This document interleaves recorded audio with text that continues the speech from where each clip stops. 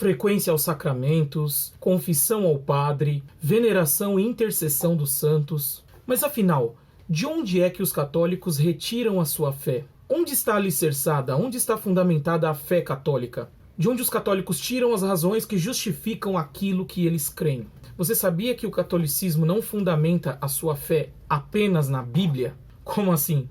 Muito provavelmente, se você não é católico, você vai dizer: ah, isso eu já sabia. Por outro lado, muitos católicos talvez estejam se perguntando o que é que esse cara está falando. Bueno, hermanos, neste vídeo eu vou te explicar quais são os fundamentos da fé católica. A fé católica ela está alicerçada sobre 3 colunas, uma espécie de tripé. Quais são elas? Bueno, neste vídeo você vai descobrir.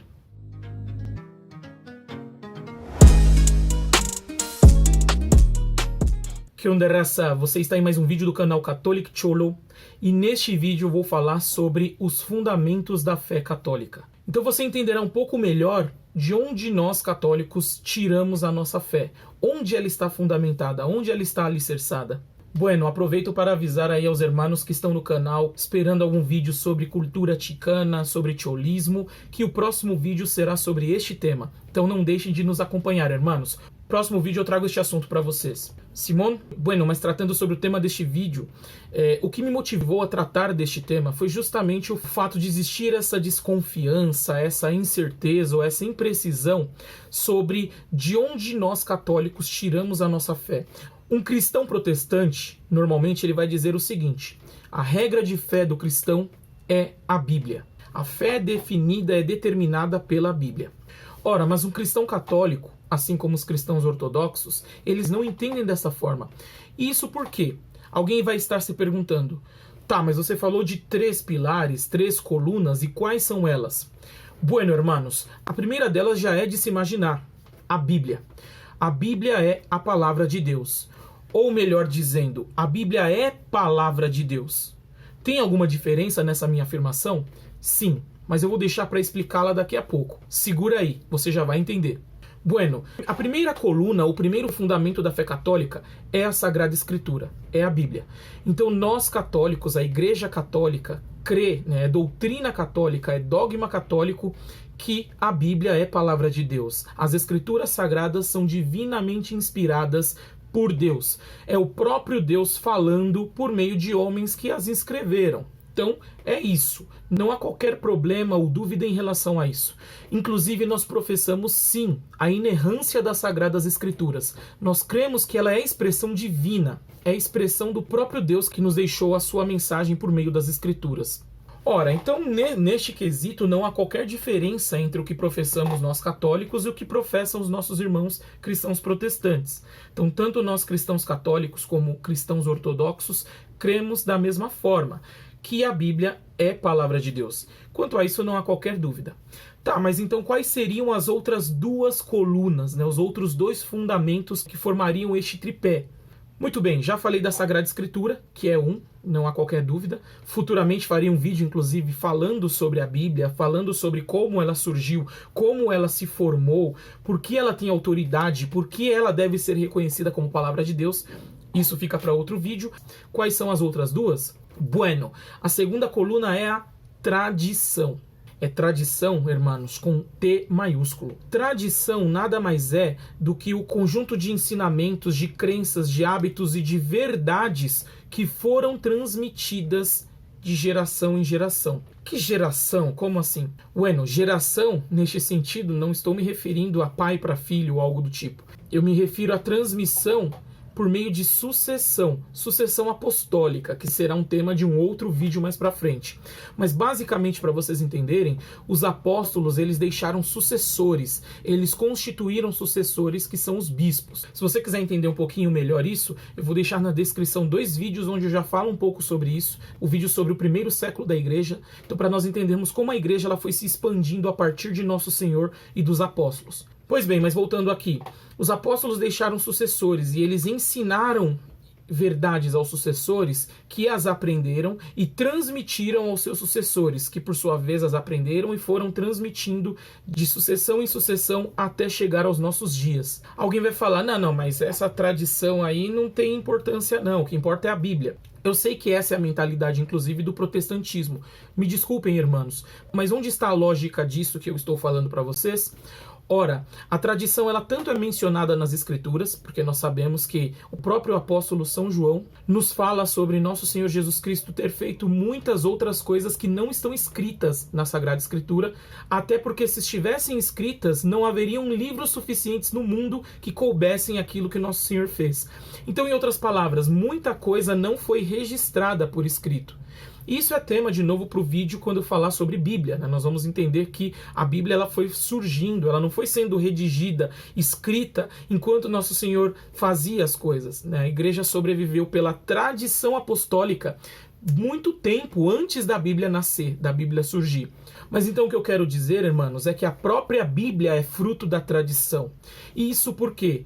Porque quando a Bíblia foi formada, o que se levava em conta na igreja era justamente quais eram os livros que eram utilizados pela igreja em vários lugares diferentes e que, portanto, foram deixados ou que foram acolhidos por sucessores dos apóstolos ou pelos próprios apóstolos. Então, assim, a tradição da igreja que foi definindo os livros sagrados, a tradição da igreja que foi definindo os hábitos eclesiásticos, então que foi definindo os sacramentos, a maneira de vivê-los, as práticas realizadas na igreja. Então, a tradição ela foi sendo transmitida até os nossos dias pela igreja. Então, na igreja católica, outro elemento que fundamenta a nossa fé é a tradição apostólica, que inclusive foi a que definiu, por exemplo, que o Evangelho de Tomé não é um evangelho canônico e, portanto, não devia integrar a Bíblia, mas sim o Evangelho de Mateus, por exemplo, porque sempre foi utilizado em todas as igrejas que receberam sucessão apostólica. Percebam, então a tradição está diretamente relacionada até mesmo à formação da Bíblia. Bueno, e qual é o terceiro elemento? Alguém deve estar se perguntando aí. O terceiro elemento é o que nós chamamos de magistério. Ora, e o que é o magistério? Bueno, o magistério nada mais é do que a igreja em sua autoridade eclesiástica. Os sucessores dos apóstolos é Pedro e os seus sucessores, o Papa de Roma, e os bispos, sucessores dos demais apóstolos. Este conjunto, né, que forma a igreja que nós chamamos de docente, aquela que ensina, esse é o que nós chamamos de magistério. Basicamente, e se alguém questionar, não, mas de onde vocês tiraram isso, essa ideia? Ora, nosso Senhor Jesus Cristo, o próprio, nos fala sobre o magistério, né, ou institui o seu magistério, quando coloca Pedro e os apóstolos na função de ensinar, né, de pregar e de converter. Diz nosso Senhor, ide e ensinai a todas as nações, batizando-as em nome do Pai, do Filho e do Espírito Santo. Ide e ensinai a todas as nações. Em outra passagem, nosso Senhor diz, quem vos ouve, a mim ouve. Então, nosso Senhor Jesus Cristo instituiu a igreja sobre os seus apóstolos. Seus apóstolos, portanto, formam o primeiro magistério. E tanto é que no início da igreja, quando surgem discussões sobre se deve circuncidar ou não os novos cristãos vindos do paganismo, os apóstolos se reúnem para decidir. Tudo na igreja é decidido pelos apóstolos, todos em comunhão com Pedro. Então, o magistério é a parte da igreja que ensina, enquanto nós, fiéis, somos a parte da igreja que aprende. Em outras palavras, o magistério é composto pelos pastores da igreja, né? O Papa, os bispos, o clero. E nós somos os fiéis, as ovelhas, que acolhemos aquele ensinamento.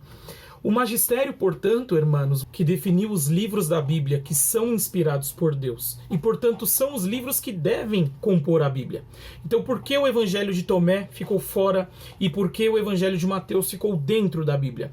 Ora, quem definiu isso foi o magistério. Olha que curioso, muito provavelmente você não sabia disso. Bueno, irmãos, mas isso já é tema para um outro vídeo, como eu disse, né? Um vídeo sobre a Bíblia, especificamente falando. Mas aqui falando para vocês, posso dizer que o magistério é aquela autoridade autêntica que foi deixada por nosso Senhor Jesus Cristo para, assim, conduzir o povo de Deus, conduzir as ovelhas do rebanho de Cristo. Então, por isso, nós católicos damos tanto ouvidos ao Papa, aos bispos, né, ao magistério, porque foi deixado por Nosso Senhor. Assim cremos, assim crê a Igreja Católica. Bíblia, tradição e magistério. Os três sustentam a fé católica. Portanto, é em cima destas três colunas que nós fundamentamos a nossa fé. Não entendemos que somente a Bíblia é a palavra de Deus. Nós entendemos que a Bíblia é palavra de Deus, mas ela é palavra de Deus juntamente com a tradição e o magistério que interpreta, tem a função de interpretar a Bíblia e a tradição. Então a nossa fé é fundamentada desta forma, irmãos. Ela é condensada através de documentos, interpretações, diretivas, encíclicas, tudo que foi construído ao longo de 2000 anos e que inclusive está condensado no que nós chamamos de catecismo. Então um dos próximos vídeos que eu vou trazer para vocês é o vídeo sobre os catecismos. Você entenderá o que é catecismo, quais são os nossos catecismos, para que servem, né, como eles são constituídos, o que há neles. Isso aí eu vou explicar para vocês com mais detalhes em um próximo vídeo. Muito bem, chamacos, para finalizar, duas coisas. A primeira delas, nós estamos caminhando aí para 1000 inscritos, né? Estamos chegando na marca de 1000 inscritos. Eu inclusive pretendo fazer aí o prêmio dos 1000 inscritos, assim como eu fiz com o prêmio dos 500. Então, um desenho, né, um quadro que será enviado aí para casa do vencedor do nosso concurso. Então já vai se ligando aí, já vai ajudando inclusive a atingirmos essa meta. Se você não é inscrito, se inscreva, aproveite, né? Ou então indica aí o canal para algum carnal, para algum amigo, algum colega, alguém que é amigo seu da igreja e que gosta de assuntos relacionados à fé católica, para algum camarada seu que gosta de cultura ticana, cultura lowrider, cholismo, esse tipo de coisa.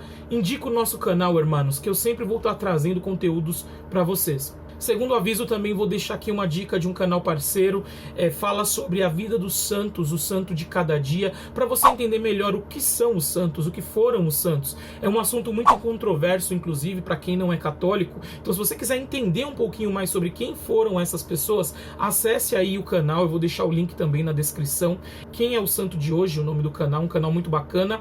Mas é isso, irmãos, eu vou finalizando por aqui, então. Próximo vídeo sobre cultura ticana. Vou deixando um grande saludo a todos os que comentam, um grande abraço de coração e tamo junto, carnalhas. Que Deus abençoe a todos vocês. Você está no canal Catholic Cholo e que viva Cristo Rei.